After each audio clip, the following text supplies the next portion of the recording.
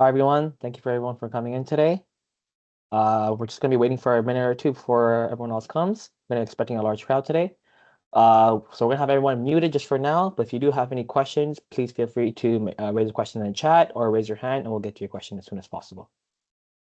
So we're just going to give it about a minute or so before majority of the group comes, and then we'll get started today. Is there a Q&A? Yeah, we'll have a Q&A session at the end, just around like 5 or 10 minutes. Oh, no, what I'm saying, Prasanna, I can't see the Q&A. I can just see the chat. Is that what it's supposed to be? We usually just use the chat. Use the chat. Okay. Yeah, it's just much easier. Okay, I'll keep an eye on that. Yep.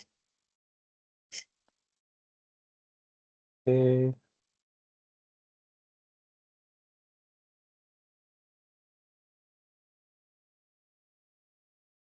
We have 24 attendees right now. Yeah, I guess we can get started. So today we'll have our experts, Stephen Dixon and Michelle Perrant, presenting the topic on ventilation system opportunities. But before we get started, we'll have Yana present a business program overview on Save on Energy.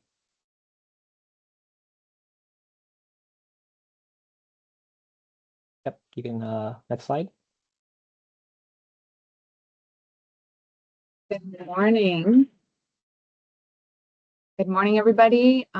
So happy to be here. My name is Yana Jedlovska. I'm a senior advisor at the IESO, and I am not going to take up a whole lot of your time this morning. So I'm going to take a few minutes just to outline some opportunities for you that will relate to the topic at hand today, and kind of close the gap on incentives and how you can get some funding.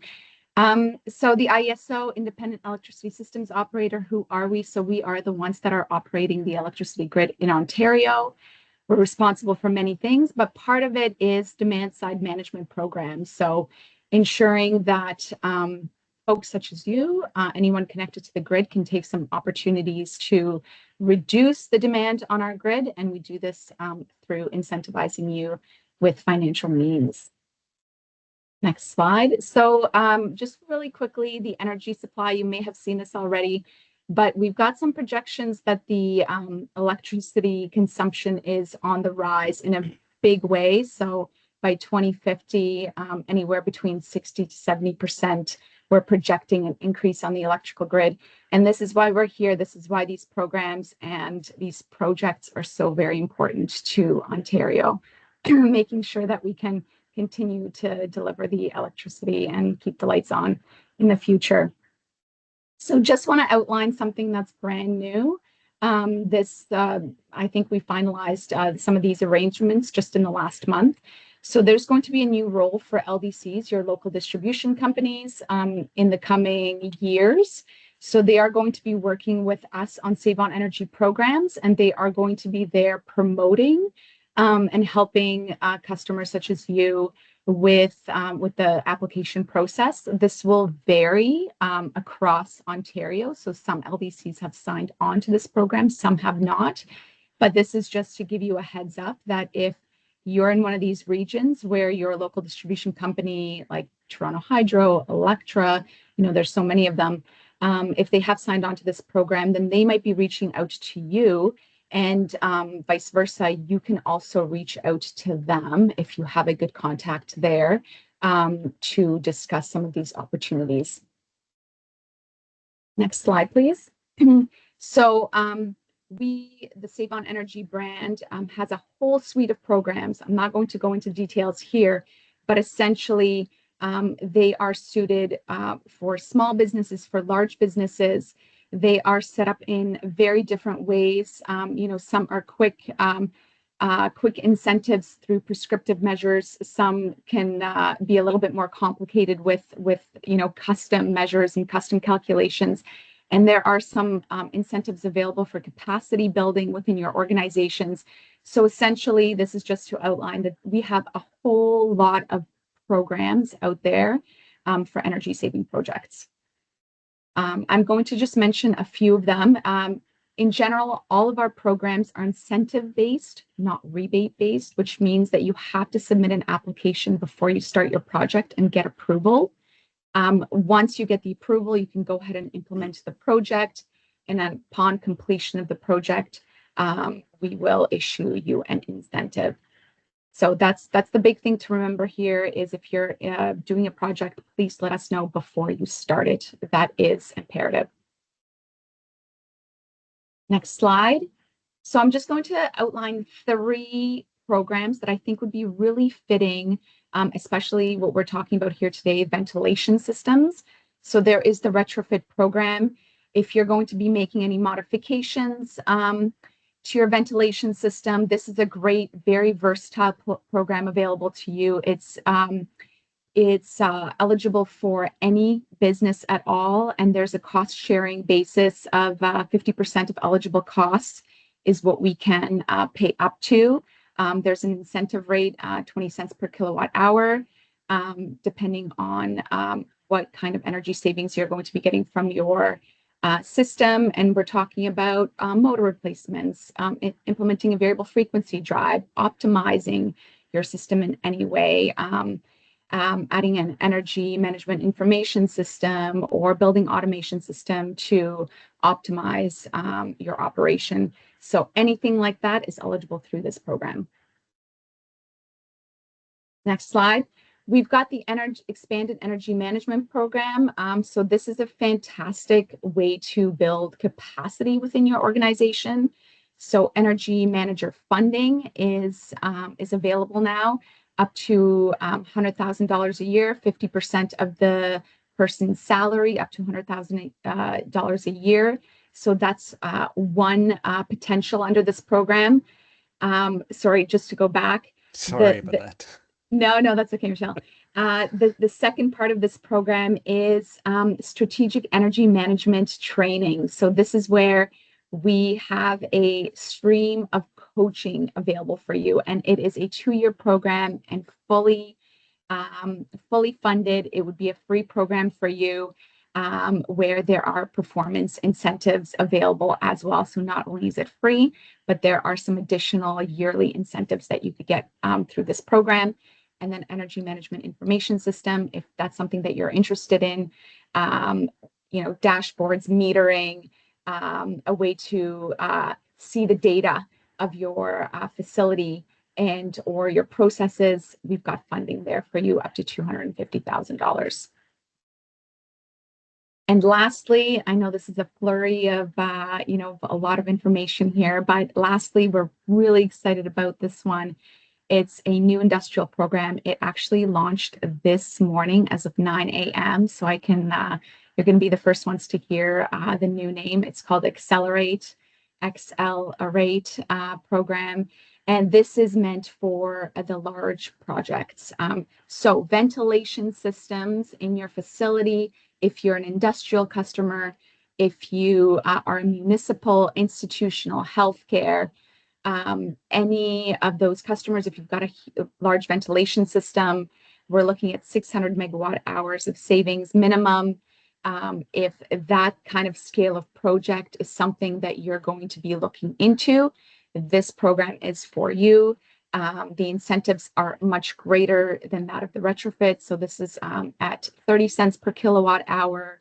If you're in a constrained region, it's 45 cents per kilowatt hour. 75% cost sharing. So we pay up to 75% of the eligible costs and up to $15 million. The other thing that I'll mention here, which is really exciting, is that we are going to be funding feasibility studies. So feasibility studies for projects of that size, we will be funding at a 50% cost sharing basis. So you pay 50%, we pay 50%, up to $100,000. So those projects that you're thinking about, aren't quite sure about, need a little bit of detailed engineering analysis to really quantify them and to put a business case together, we're here to support you for those. So this program will be on this page, and we can share this with you after the fact. It's accelerate@ieso.ca. There's a retrofit page there as well. And we hope that you're going to be doing some great projects with us, and we've got some great funding for you. Thank you so much. Thank you very much, Jana. That was quite an exciting new program you have there. Absolutely. I can see that one being used very well. Yes, so let's go with the agenda for today. So Stephen and I will be presenting opportunities with ventilation, and not just opportunities with ventilation. It's also going to be about adding mechanical ventilation. If you have no mechanical ventilation, what the impact will be, how to minimize the impact of that, and obviously the measures you can take if you have existing ventilation systems. And then you can obviously take benefit of the programs that are available to you. So I'm going to kind of skip the objectives here. It's pretty clear. We want to make sure that everybody understands the opportunities and the type of systems that we're going to be dealing with when we talk about ventilation. First thing, Stephen, I always like to make it clear. What is ventilation? A lot of times when we talk about ventilation, people think about the fan moving air in the building. That is not what we mean here when we talk about ventilation. It's about bringing outside air into the building for the occupants, for the processes that need outside air. So it is not about just moving air. It's not at all about moving air. Actually, it's about bringing outside air into the building. So when we say, how's your ventilation system working? A lot of time people will say, well, I got this air handling unit, it's a recirc system and all that. And that's not what we're talking about. Even though it is part of it, that's not the topic of the day. It's about outside air. And the thing is, on this slide here, the other thing that everybody always mixes up is that a ventilation system is not a heating system. You ventilate to heat the air coming in. You don't use it to heat air that you would otherwise recirculate. So yeah, there's big discrepancies in how people look at these systems, but I think you're going to lay that one out here nicely. Yes, and first thing, we have to split the system into their main types. Obviously, everybody's familiar with that. You've got your makeup air units. Those are pure ventilation system. Their role is to bring outside air. We usually call them makeup air unit. ASHRAE has started using, a few years back, using the term dedicated outdoor air system, DOAS, which is exactly the same as a makeup air unit. So those are ventilation system. Their role is to provide outside air. Keep that in mind. Their role is not to heat the building. It's not to cool the building. Their role may be to preheat and pre-cool the outside air, but their ventilation system. The other system that we deal all the time with, obviously, in our building, are recirculation system, mixed air system. Their role is to provide ventilation, but they have much wider roles in a building. And that is so crucial and sometimes misunderstood. And we need to really be clear on what type of system. So mixed air, as most buildings will have some, and makeup air units, again, very, very common. Those are the two main types. But then there are subtypes. And Stephen, when we do energy training, like energy efficiency for building operator training, we focus on telling people what kind of system they have. Is it a cold deck system, a hot deck system, and a switchover system? This may sound a little bit theoretical, but it is critically important to understand which of those systems you have. And that can be a makeup air unit or can be a mixed air unit that actually falls into those three subcategories. The most common one, Stephen, I would say, is cold deck systems. Yeah. It's really what your VAV system, your variable air volume system will be. Most of your makeup air units will be cold deck system. What we mean by cold deck system is that the supply air coming out of the system will be just about room set point at most. So most VAV system will supply at most around 20, 21 degrees Celsius, which actually is the upper limit if you don't want to deteriorate the efficiency of that system too much. So that's a cold deck system. And keep that in mind because, again, for optimizing your ventilation outside air, it's critically important. The hot deck systems will be a system just like a residential furnace that will actually supply warm air to the space. The best example, I would say, Stephen, is a rooftop unit, your standard gas-fired rooftop unit. It's single zone. If the zone needs heating, it supplies hot air. If it needs cooling, it supplies cold air. So it's actually a hot deck system in the winter, a cold deck system in the summer. That's what actually we call a switchover system that will go from cold deck to hot deck. It's very rare that you actually see a purely hot deck systems, extremely rare. So what you have in your building is likely a lot of cold deck systems and possibly a few switchover systems. I think your So- example, the residential, is a perfect example of a switchover system where you got heating and cooling depending on the season. Yeah. And I know, Stephen, this one Yeah. is one you always insist when we provide training for building Well, operators. It gives people an understanding of exactly what it costs to bring air in from the outside in the winter and heat it, right? To bring air in from the outside in the summer and cool it, right? To move that air, and then on an annual basis to heat, cool, and move air. So 1 cubic foot per minute, or CFM, on an annual basis, 24/7, right? You're looking at around $3.50 a CFM, and that will obviously change as the price of electricity, price of gas moves up or down. But $3.50 per CFM per year. And just to put that into scale, your washroom exhaust fan at home is probably around 50 CFM. So you're looking at, 50 times, well, if it was $4 a CFM, it would be $200 a year. So something a Yep. little shy of $200 a year for that washroom exhaust if you left it on all the time. And that's one thing that we always see, is that people will actually ventilate more than they actually need to. And Michelle's going to speak to that one nicely. Yes, and actually yesterday, Stephen, we were looking at a building where they had a large exhaust fan, probably a few thousand CFM, running 24/7, not Why? scheduled. And people will say, well, it's a small motor. And we always say, we don't care about the size of the motor in this case. We care about the amount of air coming out of the building. So obviously keep that in mind. There is one little thing about this $3.50 or $4 per CFM. That's for a makeup air unit. We will talk about recirc systems when sometimes that cost will be lower. And we'll look at Because that we're in not more bringing detail. all the air in from the outside. That's just for the outside Yes. air. Yeah.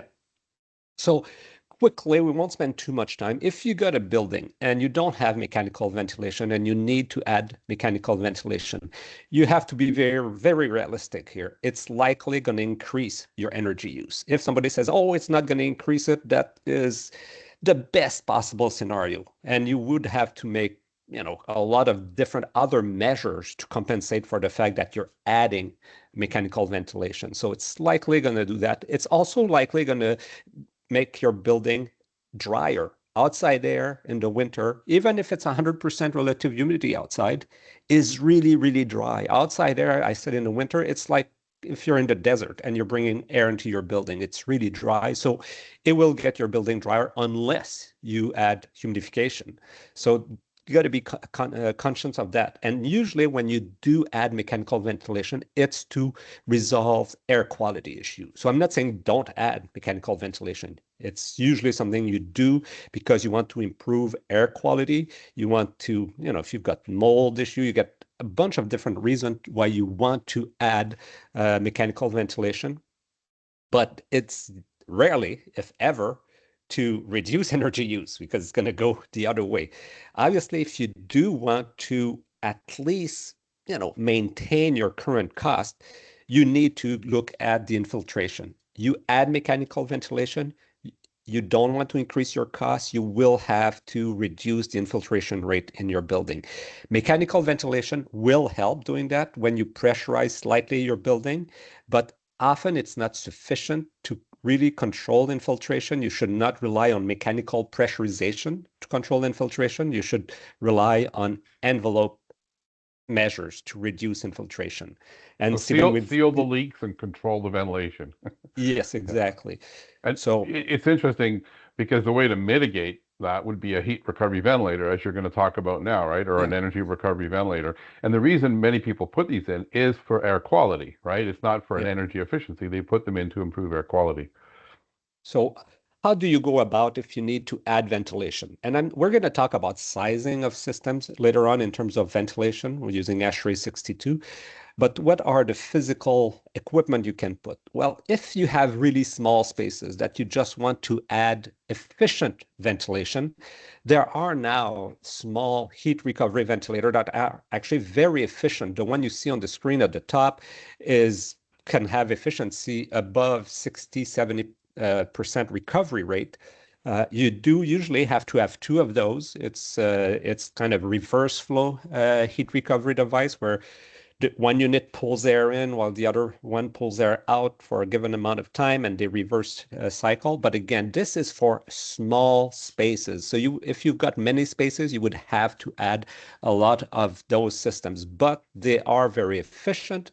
And you could, with some infiltration reduction measure, add proper ventilation to spaces, not a building. This is too small for be considered for a building, without incurring additional cost. That's the way to approach it. You first have to size how big you need to have that system, how many CFM, and then try to find the one that has built-in heat recovery. Now, you can also just say, I'm going to put exhaust fans. That usually is a bad idea.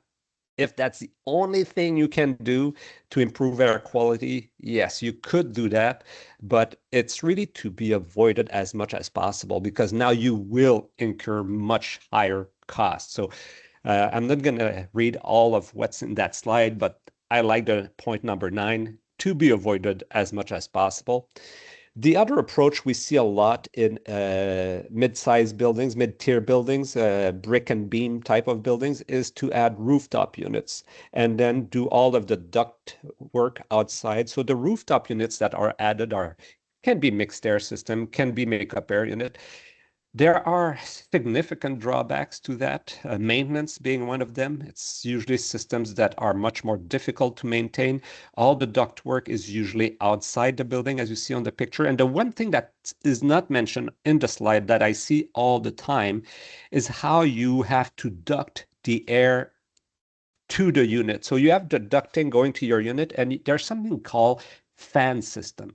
And the fan system effect in those configuration and those type of installation is really significant. And that usually means that your fan is not straight in line with the ductwork. You've got elbows everywhere, which will basically derate your system, will make it way less efficient. You'll have less flow for the same amount of power. So obviously, if you have to go down that road to install mechanical ventilation, you have to be careful where those units are located within, obviously, reason, because you're usually stuck with the roof that you have. But if somebody comes in and put like 290 degrees or 390 degrees corner in a row, even with something called turning vane, it will significantly reduce the efficiency of your system. So you will basically pay more fan power for the amount of ventilation you'll be providing. Obviously, there's also aesthetic consideration. So sometimes it's not something that's acceptable, but that would be the one way to really allow to have more ventilation into your building, to add mechanical ventilation to the entire building compared to the other solution that we the other saw thing, before. Michel, there is air leakage becomes even more important. A lot of Yes. HVAC systems inside building have air leakage, which if leaked in the building may not represent a loss Yeah. from the building envelope. But in that case, air leakage on that roof, gone. So a few things to keep in mind, and that applies not just to buildings where you are adding mechanical ventilation. That's something we see being not followed regularly. When you look at your ventilation rate, usually it's on the setting of your outside air damper. People tell me it's 10%, 15%. Don't put 0%, because your minimum ventilation rate should always be at least equal to your exhaust. Because if you do not, you will depressurize your building. The air will come in elsewhere. It will not be filtrated. It will not be preconditioned. It will create, dust issues. It will create comfort issues. So always keep in mind, if somebody tells you you're going to save energy by closing your outside air damper, that is false. You need to at least compensate the direct exhaust. And usually you have to put a little more to promote building pressurization, because most people want slightly positive building pressure. So something to keep in mind, you add ventilation, make sure you know at least how much exhaust is in that building, so that your intake from your makeup air unit, from your recirc systems are at least equal to the exhaust. We're going to talk a bit later about ASHRAE 62, because there's also other requirements if you want to follow ASHRAE 62 that will require your minimum damper position, your minimum flow of outside air to be actually a little higher possibly than just what's called the direct exhaust in this slide. Michel, one thing that we've seen, and I think you'll You know, this is a very poor practice, is just turning off your makeup air unit in order to save energy. Yes, you're not heating outside air coming in, but somewhere something's pulling it out elsewhere, or you're starving your occupants of the required amount of fresh air. I've seen a number of actually long-term care building that in the winter would turn off their makeup air units, but the sanitary exhaust stayed on and the general exhaust stayed on. So they only created issues with that. So Yeah. it's a big no-no, just for multiple reasons, but for any type of building, you have always to be aware of that. Now, let's look at your building, your existing building. What are the opportunities? And again, let's go back to the type you'll have. You'll have the mixed air variable systems, which are usually cold deck. I mean, they can sometimes be switched over, but most of the time, the VAV system that we called are cold deck, which is very close to the constant volume system. The difference between the two being one has VAV box, the other one that does not. And then the last two single zone systems, we talked about that, they switch over, and makeup air units. Even though the makeup air unit is typically cold deck, it can sometimes be a switchover, but it will typically be cold decks. However, the opportunities between makeup air unit and single zone systems are very similar. The opportunities between variable volume system and constant volume system are very similar in terms of ventilation. Yeah, Quick actually, over- something you're Yep. going to get into this, Michelle, but I want to emphasize something you always say is that typically a variable volume system, a cold deck system, is a cooling system. It's not It's a a heating big air system. conditioner, yes. Yep. And that's what you got to keep in mind. You got your VAV system, you got your reheat system. They are basically designed as really large air conditioning systems for your building. They should not be your primary heating system. They sometimes are, but that's usually a fairly poor design. Sorry for the designer who might have done that, but it's usually, in terms of energy efficiency, a poor design. So we're talking about the systems that we just presented. There's a little schematic, not going to go into details of each one, but you got your mixed air constant flow, mixed air variable flow, and your makeup air unit. Now, the single zone system has exactly the same configuration as a mixed air constant flow, other than the fact that instead of serving multiple zone, it usually serves a single zone. And the big difference, and always look at that, what is the space thermostat controlling? When the space thermostat controls the central heating and cooling coil, you have a switchover system. You have usually a single zone. Even though it may serve multiple zones, it's still a single zone system because it's got one master thermostat. So always look, what is your space thermostat serving? If it's serving a reheat coil or a VAV box, you typically have a cold deck system. If it's connected to your main heating and cooling coil, then you have a switchover system. Same thing for the makeup air unit. Makeup air units are rarely controlled with a space thermostat. They're controlled usually by a supply thermostat. That means it's usually a cold deck system. So those are the systems we're going to be talking about. So when you look at those systems, I always say, ask yourself the following question in terms of opportunity. Do I provide the proper amount of ventilation? And that's a key factor. Most people do not know how much ventilation they should be providing. They set dampers to a position based on history. The building has always had 10%, or maybe their experience is always to set the dampers to 10 to 15%. They have no real basis for the amount of ventilation that they're using. Now, you can also ask yourself, can I adjust the ventilation rate based on occupancy? And you probably are all thinking, yes, I can put CO2 sensors and then I'm going to adjust it. Well, you know what? We're going to look at the energy impact of that, because sometimes you get no benefit and you're paying to add CO2 sensors that need to be, calibrated on a yearly basis. And in the end, you get very little benefit. So even though you may think the answer is yes, sometimes you have to think again. And then is, Stephen, that one is scheduling. Do I ventilate for the correct amount of time, the time period where your systems are on, what I will call the ventilation schedule? And that's a big one, because ventilation schedule does not equate to fan schedule. Most BAS will use one schedule, which will be the fan schedule. Your fan turns on, your ventilation will be on. You don't always need to have the ventilation schedule follow the fan schedule. So your BAS should really have two schedules. One for ventilation, which will control the amount of outside air, and one for fan. Obviously, if you've got a makeup air unit, those will be the same because makeup air units are pure ventilation system. But a recirc system does other job than ventilate. So it should have more than one schedule, which from what we see, Stephen, it's rarely the case. We see one schedule. That's a good takeaway for people today. Go back and check your ventilation and your fan schedules, right? When do your dampers open? Is it when the system comes on, or do the dampers open when people enter the building? Is your makeup air system, if you've got compartment units, does your makeup air system come on right when you start the compartment units, or do you do it according to when people come in the building? I bet you many of you can go out and look at those schedules today, find an hour or two, maybe 3 per day to reduce that time of ventilation and not compromise the air quality of the building. And the next question, which actually every one of those questions leads to an opportunity.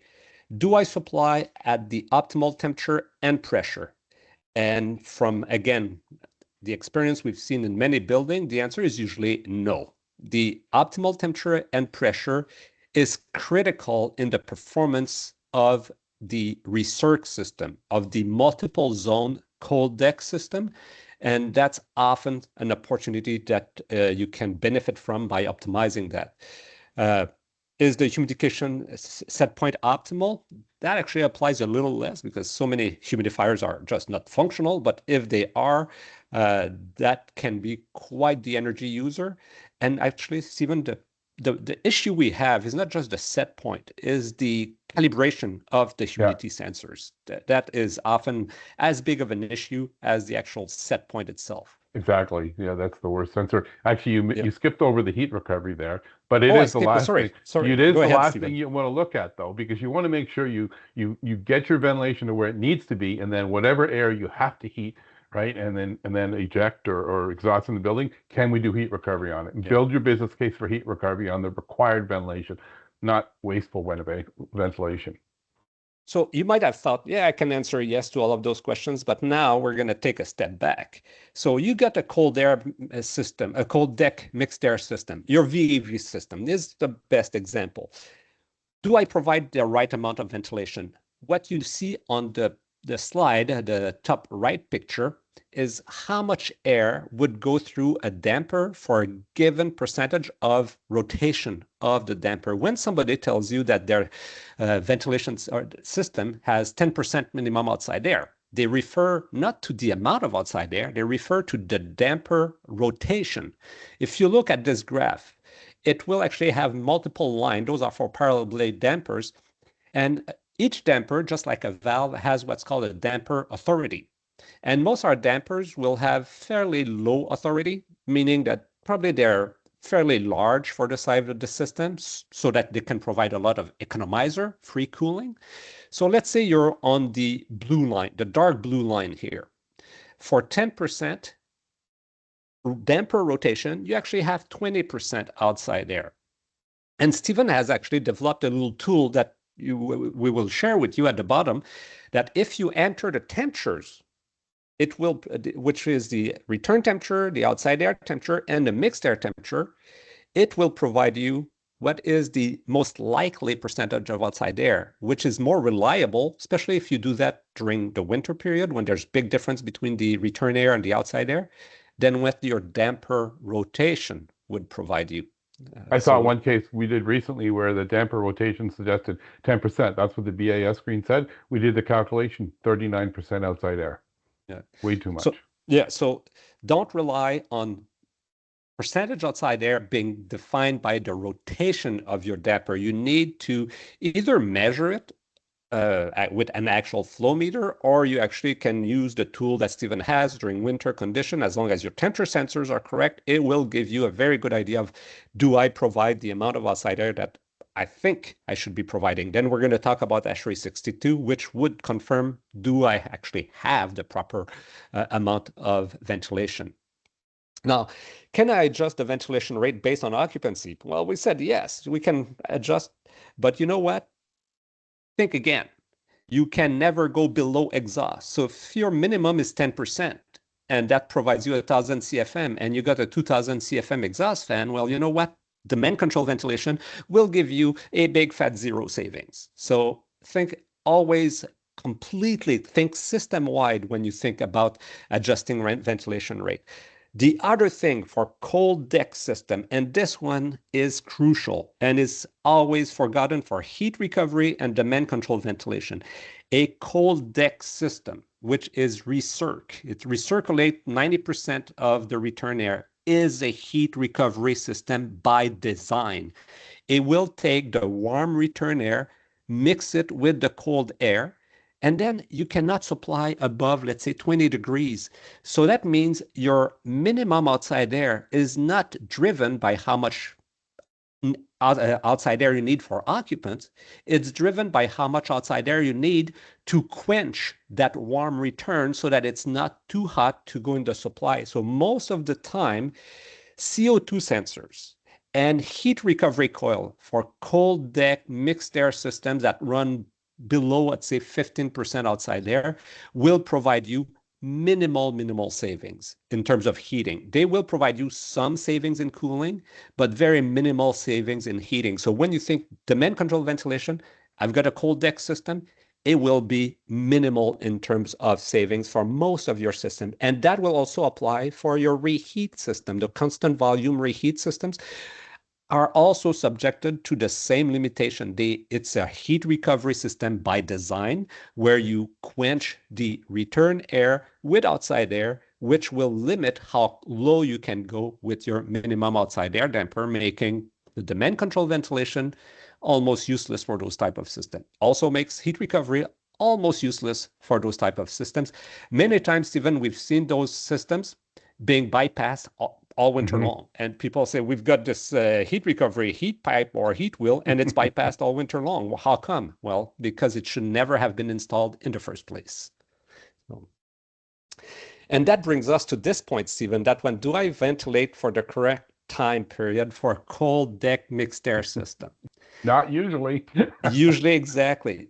It is a big air conditioning system. So when you start that system in the winter at 4 a.m. or 5 a.m. to warm up your building, you actually are slowing down most of the time how fast your building will warm up because it is not a heating system.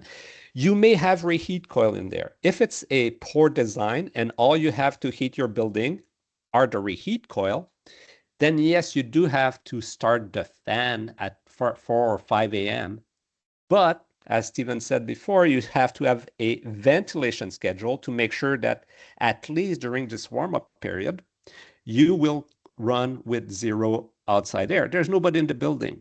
And unfortunately, we see those systems being started very early as a heating system when it is actually not a heating system. It's an air conditioning system and it's a ventilation system. Therefore, if you can heat the building any other way, that system should never be started early for heating purposes. So you got to make sure that the schedule matches what the system is supposed to provide in terms of service. So for cold deck mixed air systems, the savings can be significant for looking at the time period. They're minimal for looking at the volume, as you showed on the previous slide. A good way to think about that. Yeah.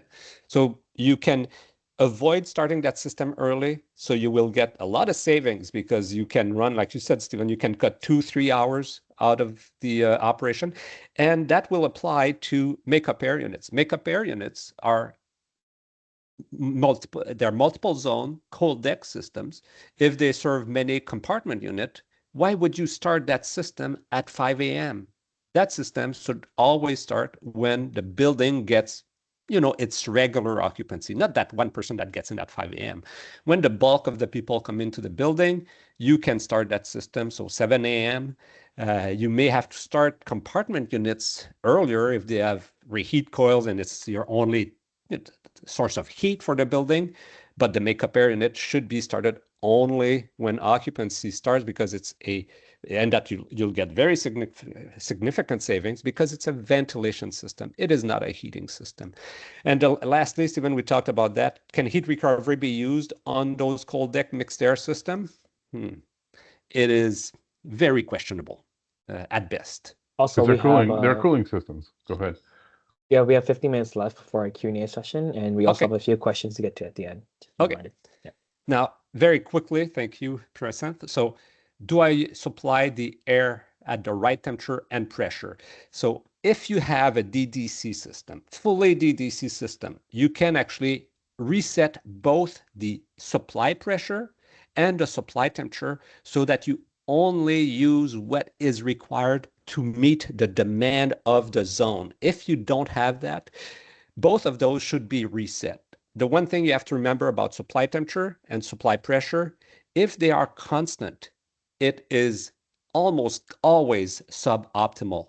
Your load in your building varies all the time. The amount of occupants vary all the time. Your set point should also be dynamic in nature. Your systems are designed to meet peak load, usually peak cooling load for VAV system and constant volume system, and you're rarely at peak cooling load. So your set points, including the pressure set point, should be dynamically adjusted. So now, what is the proper amount of ventilation? We're going to quickly skip that one because we're going to talk about the ASHRAE 62 later on. So let's go to the switchover and makeup air unit. Do I ventilate for the correct period of time? We talked about it. Those usually are ventilation systems for makeup air units, so you don't need to start those early. If you think they provide the heat for the building, that would be a very rare occurrence. Usually that would be extremely poor design, and you actually should think of adding zone level heating if you rely on a makeup air unit. For switchover systems, that's your standard rooftop unit. You do sometimes have to start them early for heating purposes, but have your ventilation Dampers. schedule. Yeah. Dampers closed. Yeah, damper closed when you start. So when you have you should have a warm-up mode and a cool-down mode for those switchover system. And what a warm-up mode and cool-down mode is basically is a separate schedule for ventilation. Excuse me. And Now, that in that case yep. too, if you're running those systems for times when you're recirculating, right, using them for heating but not ventilating, that's where having a lower leakage damper may have some benefit as well. And in this case, unlike the previous one, because those systems did for makeup air units, they are not designed as heat recovery system. They don't have a return and they don't need outside air to quench the return. Heat recovery is very good. Demand control ventilation is very good for makeup air unit. It's also very good for single zone switchover because in the winter, they provide heating air so they don't have to maintain a low supply. So yes, in those cases, makeup air units and for switchover system, both demand control ventilation and heat recovery will provide you very good savings. Quick word about leakage in your ductwork. We talk about ventilation. Obviously, it's expensive, as Stephen presented before. You want to make sure that all the air that you treat goes to the space. Well, bad news is that most buildings will have significant losses in the range of 10% to 30%, well, 26 to be very precise. So you can actually do a functional test. There is the IESO program on building recommissioning. Through a recommissioning, you can actually test the leakage rate. And if the leakage rate is high, you can have different method to reduce the leakage rate. With the best approach, you probably can reduce that by about 80%, depending on the size of your ductwork. You can go from duct sealant spray to the more expensive aerosol technology, which will actually be very good to go through your entire distribution system. And that will reduce, it says 90%. Personally, I think in the case studies I've seen, it's usually 80%. 90% will be what the salespeople will tell you. 80% is likely what you're going to get in reality. And the one thing about leakage rate is sometimes just disconnected. It's flexible ducting. You get into the ceiling space, excuse me, and it's disconnected. So you obviously have to inspect your distribution system to make sure that all the air gets to the space. And when we're talking about, you have a cough there, Michelle, when we're talking about flexible ductwork, the other thing is sometimes flexible ductwork can become a restriction, not just leaking, but it's wound around things. That's a modestly restricted one there, but you can get a lot worse than that. Remember, the inside of those ducts are very rough in terms of airflow, so that can increase your fan power significantly. Quick word on fan and motors. This is not where you're going to get most of your savings in your ventilation system. Unless you got really small fans, which you can improve significantly in terms of efficiency. If you want to get opportunities, it's not about the efficiency of the fan or the efficiency of the motor. It's about this, Stephen. It's all about speed. That's right. Not spinning all that about wheel speed, yes. any faster than you need to achieve the flow. Your flow varies according to your speed. The pressure you develop varies according to the square of the speed, and the power required varies according to the cube of the speed. So as you say, Michelle, if you could reduce, your fans' flow rates, speeds and flow rates by 10%, you could probably save close to 25% of your fan energy. Now, that's going to reduce your flow. So you have to think about it carefully. Don't go out and do this just willy-nilly. But the point is, there's a highly leveraged relationship here, and there are lots of opportunities still out there around this. And that's the thing about the minimum outside air that you bring. Most systems that are, let's say, your basic system will have a fixed minimum outside air damper position that is independent of the fan speed. In theory, if you follow ASHRAE 62, as your fan speed goes down, your minimum damper position should go up. People that have flow station on their outside air intake will actually do that by default because they maintain a fixed flow of outside air going into their system. So that should be done for systems that do not have a flow station. You can actually calibrate that, but honestly, this is rarely, if ever. But what that means is by reducing your recirculation rate, you don't reduce your ventilation rate. You just reduce the rate at which the air moves around the building. You still get the ventilation you need. So when we talk about ventilation, one aspect that we'll quickly cover, we have too much material today, sorry, is testing, adjusting, and balancing. Misunderstood thing if I see in the building. When we talk about TAB, a lot of people think of we're going to measure the flow. This is only the first step in TAB. If you do a real testing, adjusting, and balancing, you need actual targets. You say, I'm going to adjust to what? The adjusting and balancing requires you to know what is the amount of air. Could be, if it's a makeup air unit, it's the amount of ventilation air. If it's a VAV system, it's the amount of air required for cooling the space. So TAB is misunderstood. If you only measure the flow, this is not TAB. So very often, if you do a full TAB, that means you need to measure to have a kind of design load calculated for every spaces. So you provide the TAB technician with flow targets. You say, I want that VAV to have this minimum flow and that maximum flow. So it is a large undertaking that is rarely done. Even though people will say TAB all the time, what I see most of the time is measuring and is not actually balancing. There are targeted TAB that I see often where they will measure balance for targeted space. So if somebody tells you, I'm going to do a building-wide TAB, that is a major undertaking. So this slide was just to be very clear. And if you do a real TAB for ventilation purposes, you need to evaluate what is the required air for every space. Now, that means you will likely go to ASHRAE 62.1.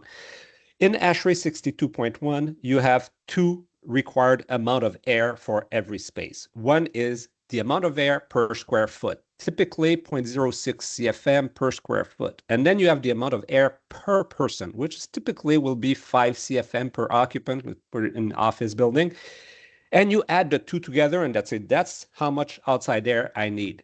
That is a very rough approximation because when you have a VAV system, when you have a constant flow recirc system, the air going into the space is obviously diluted. The outside air is diluted. So you need to know how much outside air actually comes into this space from my main ductwork when my box is in minimum position.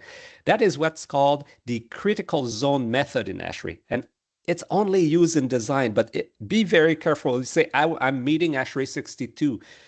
And you did not do the critical zone design, you probably are not ASHRAE 62. You have an estimate of ASHRAE 62 because in ASHRAE 62, you have to make sure that when every box is in minimum position, the amount of outside air, once diluted with the return air, is still equal to what ASHRAE 62 requires. And this is actually more design than operation. So this was just to state, if you want to do that, you got to be very careful because you are unlikely operational wise to actually meet ASHRAE 62, which is not, by the way, is not against building code. The building code tells you the system has to be designed to ASHRAE 62. It doesn't say anything about actual operation. But again, you need to know that. And if you do use demand control ventilation, and again, you want to stick to ASHRAE 62 and you've got a multiple zone system, in theory, you cannot use a return CO2 sensor. That would not meet ASHRAE 62. If you have a LEED building, you would know that because a LEED building cannot use demand control ventilation using just a return sensor unless it's only a single zone system. So that would mean multiple CO2 sensor in your building. And for a VAV system, which already has almost no saving from demand control ventilation, that would be an investment that would be better off put that money somewhere else, such as improving heat recovery on systems where heat recovery would be beneficial. And lastly, go ahead, Steven. I'm going to say your case study. That's an interesting one because I'll let you talk about this one. Yep. It's either just a straight, in this system, without getting the details of it, in many kitchens, you have a massive exhaust system, which may or may not run according to when it's required. Sometimes they run all the time. Sometimes they run throughout the day, but there are high and low requirements that vary throughout the day during meal preparation times.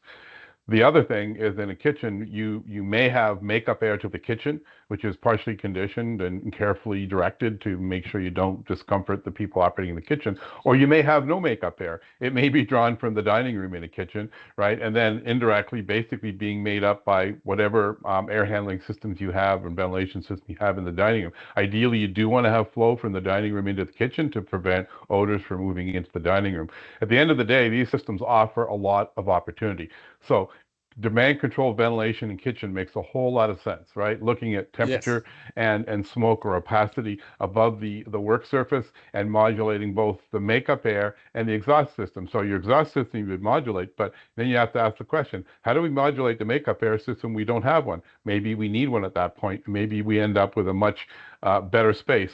One of my pet peeves of going to restaurants is freezing my feet when I'm sitting in the restaurant. Why? Because they don't have makeup air systems. They rely on infiltration or the door to pull air into the restaurant. In the winter, it stratifies. My feet get cold. Right? These systems will improve the comfort for your customer and not have to body check the door to get in. So, and sometimes the system is on the roof. It's just been turned off because they think they're going to save by doing that. Yeah. So by doing this, you may get lots of savings, but a much better restaurant. I know that doesn't apply to all buildings, but it's a great opportunity if you have that kind of situation. So in general, I know we kind of went quickly. If you think ventilation is your biggest, heating cost, and all you have is VAV system, you're probably in error. You're probably making a serious error, actually, in how you estimate where you have an estimation of where your heating load comes from. So the amount of heating and cooling that comes from ventilation is highly dependent on, do you have a cold deck system? Do you have a makeup air unit? As we just showed for a makeup air unit, it's quite obvious, but as soon as you get cold deck system, you got to be very careful. I see too many people jumping the gun saying, oh, I'm going to put heat wheel on my VAV system. I'm going to put demand control ventilation on my VAV system when they should put that money elsewhere because they did not understand the role of their fan system. So to simplify everything even further, look at your schedules, right? Probably the number one opportunity. In some systems, you may be able to work on the requirement, that is demand control, to getting the volumes right. And finally, heat recovery may apply, but not in every situation. All right, Pirasan, sorry for having been going quite fast at the end there, but I know you're keeping an eye on the clock there. Yeah, and we also have a lot of questions to answer. Go ahead. So if you can go to the Q&A section, we have a question from Gabrielle. You mentioned that the minimum fresh air damper is aligned with the minimum exhaust level sanitary exhaust, but at the same time, the ventilation in fan schedule should be different. So should sanitary match the ventilation schedule? Could you please expand? Usually the sanitary exhaust should match the not the fan schedule, but the ventilation schedule. Yeah. So usually you don't need the exhaust to run when there's nobody in the building. And forget about during the pandemic, there was things about exhaust fans, but nowadays you don't need to run those exhaust fans any longer than you need to run your ventilation schedule. Whereas your fan schedule for the supply fan may need to run longer if that supply fan is a source of heating or if you need to pre-cool your building. Thank you for that. And the next question we have is, managing ventilation during wildfire season, most facilities would suggest to go down to 0% fresh air and recirculate only. What's your intake for a building with leaky, medium building envelope? So that's not necessarily a solution when you have, let's say, a lot of fine particulate because of forest fire, and you say, I'm going to 0% outside air, but your general exhaust is still blowing out 5,000 CFM. So that air's there's going to come into the building and it will not be filtered. So when you have problems with outside air quality, the best thing to do is improve the filters on whatever brings in your outside air, make comparing it. And that's what they do most of the time. Like out west during the summer, there was really a lot of fine particulate because of forest fire. So they improve from MERV 8 to MERV 13, all the makeup air units, all of the outside air was filtered. And then at least you can somewhat pressurize your building and try to keep the pollution from the outside to a minimum, as it will slightly pressurize your building. So you're better off not closing your outside air damper, but just have better filtration. And using your HVAC system to make sure you don't have negative pressure bringing in uncontrolled, unfiltered air. So slightly positive, use the filters. Perfect. And then we have one more in the Q&A section. It's ductwork leakage testing. Who does this, and do you have a rough estimate on the cost based on the exercise? Well, usually when I see it done, it's done by a recommissioning agent. So it's not a separate cost that I can tell you. It's usually part of a recommissioning where we will measure the flow coming out of the air handling unit, and then we'll measure the flow in the spaces. And the difference between the two will give you a good idea of the losses. Now, I'm sure there are services that are provided that will do exactly the same as an independent service, but I don't know the cost of that service because every time I've done it or seen it done was part of recommissioning, which was obviously a cost for the wider project. So, percent, David Katz has a hand up. He may have an answer to that question. David?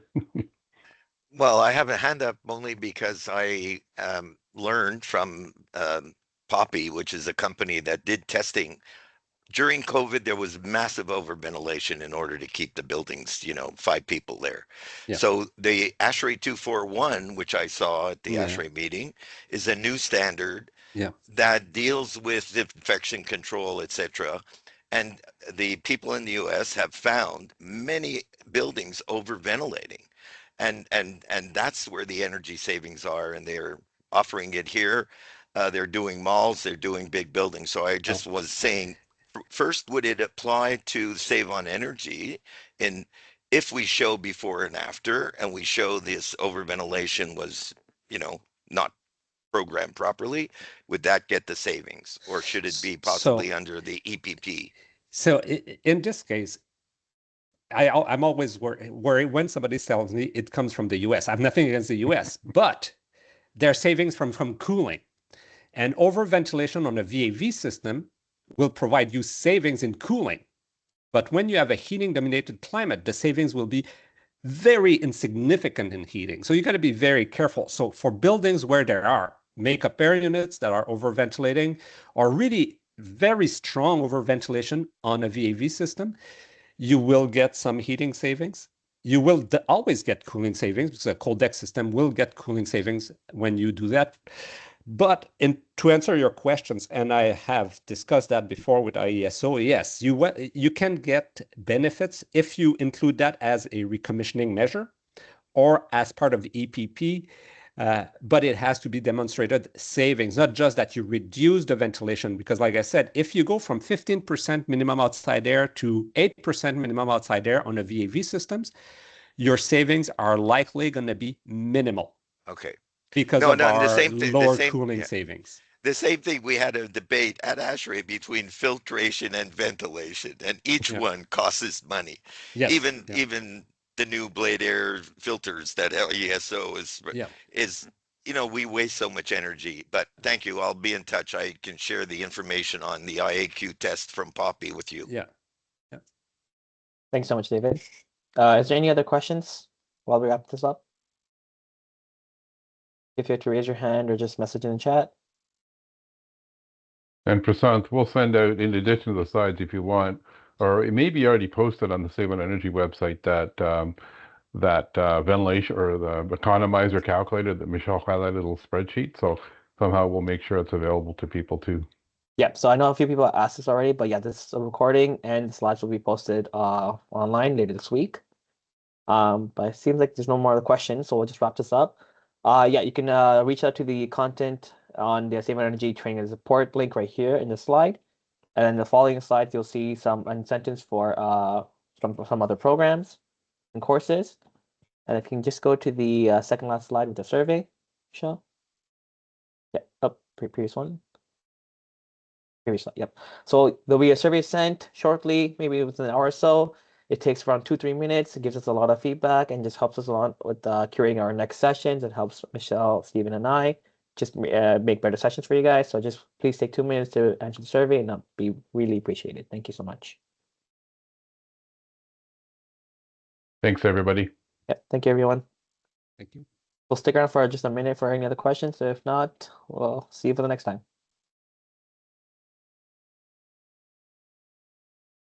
Thank you, everyone. Bye. Thanks for coming.